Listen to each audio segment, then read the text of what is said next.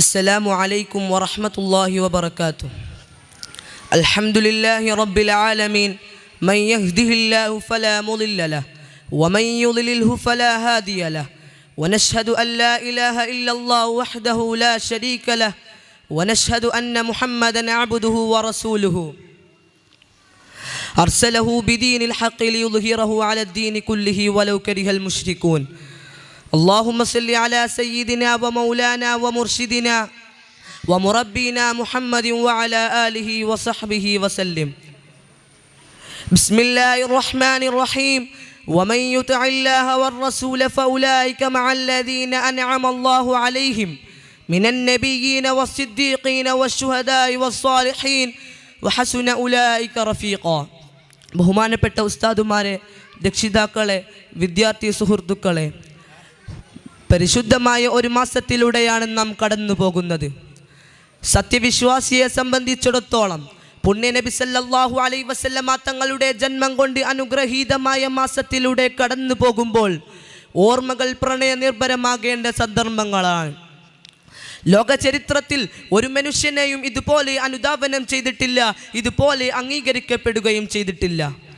ലക്ഷക്കണക്കിന് മനുഷ്യരുടെ ദേശാന്തരങ്ങളുടെയും കാലാന്തരങ്ങളുടെയും ശേഷം നമ്മളിങ്ങനെ നബിയെ പ്രണയിക്കുന്നത് പോലെ മാനവകുലത്തിൽ മറ്റൊരു പകരക്കാരനില്ല. പ്രണയത്തിൻ്റെ സവിശേഷമായ ഒരു രസതന്ത്രം എന്ന് പറയുന്നത് തൻ്റെ പ്രിയപ്പെട്ട പ്രേമഭാജനത്തിൻ്റെ ഓർമ്മകൾ എവിടെയൊക്കെ പെയ്യുന്നുവോ ആ ഓർമ്മകളുടെ പിന്നാലെ ഓടുക എന്നതാണ് പ്രണയഭാവമുള്ള ഏതൊരു അനുരാഗിയുടെയും സ്വഭാവം. അത് അള്ളാഹുവിൻ്റെ പ്രവാചകനോട് ആകുമ്പോൾ കൂടുതൽ ആവേണ്ടതുണ്ട്. നബിയെ ഓർക്കുമ്പോൾ, നബിയുടെ മദീനയെക്കുറിച്ച് ഓർക്കുമ്പോൾ, നബിയുടെ ജന്മനാടിനെ കുറിച്ച് ഓർക്കുമ്പോൾ, അഷ്റഫുൽ ഖൽക്കിൻ്റെ ജീവിതത്തിൻ്റെ ഏത് തരത്തിലുള്ള ഓർമ്മകളും അങ്ങനെ ഹൃദയത്തെ കൂടുതൽ കൂടുതൽ ഹർഷപുളകിതമാകണമെന്നത് വിശ്വാസത്തിൻ്റെ ഏറ്റവും നല്ല ഭാവമായാണ് നാം പഠിക്കേണ്ടത്. പ്രവാചകാനുരാഗികളായ സ്വഹാബത്തും ശേഷം വന്നവരും ഹൃദയം സമർപ്പിച്ച് പാടുകയും ഹൃദയം സമർപ്പിച്ച് ജീവിക്കുകയും ചെയ്തിരുന്നു. അള്ളാഹുവിൻ്റെ റസൂലിനെ സ്നേഹിക്കുന്ന മനുഷ്യൻ്റെ കണ്ണുകൾ ആർദ്രമായി കവിൾ തടങ്ങളിലൂടെ ഒഴുകുന്ന കാഴ്ചയാണ് നമുക്ക് കാണാൻ സാധിക്കുക. അതുകൊണ്ടാണ് ഇമാം ബൂസൂരി റഹിമഹുല്ലാഹു അലൈഹിൽ നിന്ന് അനക്ഷരമായ ഒരു പ്രണയകാവ്യം പെയ്തിറങ്ങിയത്. ആമിൻ തദക്കുരിജി റാനിം ബിദി സലമി എന്തൊരു മനോഹരമായ കാവ്യഭാവം. പ്രിയപ്പെട്ടവരെ, ബഹുമാനപ്പെട്ട സ്വഹാബത്തിൻ്റെ നിസ്തുല മാതൃകകൾ നമുക്ക് മുന്നിലുണ്ട്. അവരുടെ ആത്മാവിൻ്റെ പ്രണയം തന്നെ മുത്തു മുഹമ്മദ് മുസ്തഫ സല്ലല്ലാഹു അലൈഹി വസല്ലമ തങ്ങൾ ആകുകയാണ്. അതുകൊണ്ടാണ് അള്ളാഹുവിൻ്റെ ഹബീബിൻ്റെ സ്വഹാബിയായിരുന്ന സൗബാൻ റളിയല്ലാഹു അൻഹു ക്ഷീണിച്ച മുഖവുമായി അവിടുത്തെ തിരുസന്നിധിയിൽ എത്തിയപ്പോൾ പുണ്യനബി സല്ലല്ലാഹു അലൈഹി വസല്ലമ തങ്ങൾ ചോദിച്ചു, എന്ത് പറ്റി സൗബാൻ, ആകെ വിളറിയിരിക്കുന്നല്ലോ?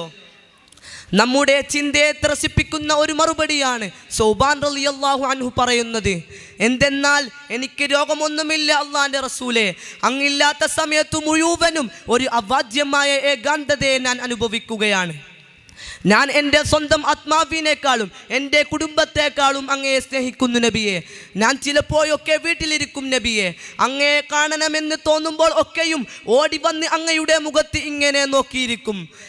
പ്രണയത്തിൻ്റെ പ്രാന്തമായ ഭാവം പോലെ മഹാനായ സ്വഹാബി പറയുകയാണ്, പക്ഷേ ഞാനിപ്പോൾ ഓർക്കുന്നത് അതൊന്നുമല്ല.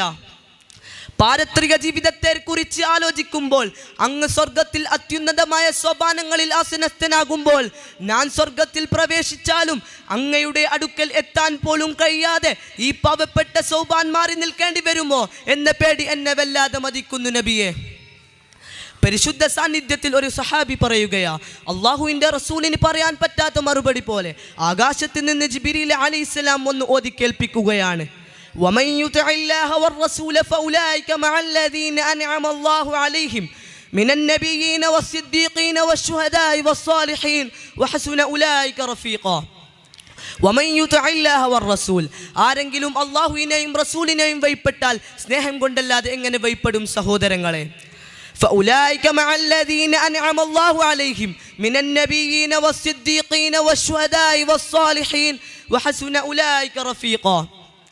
അവർ അള്ളാഹുവിൻ്റെ നബിമാരുടെയും സിദ്ദീഖീങ്ങളുടെയും ശുഹദാക്കളുടെയും സ്വാലിഹീങ്ങളുടെയും കൂടെയാണ്.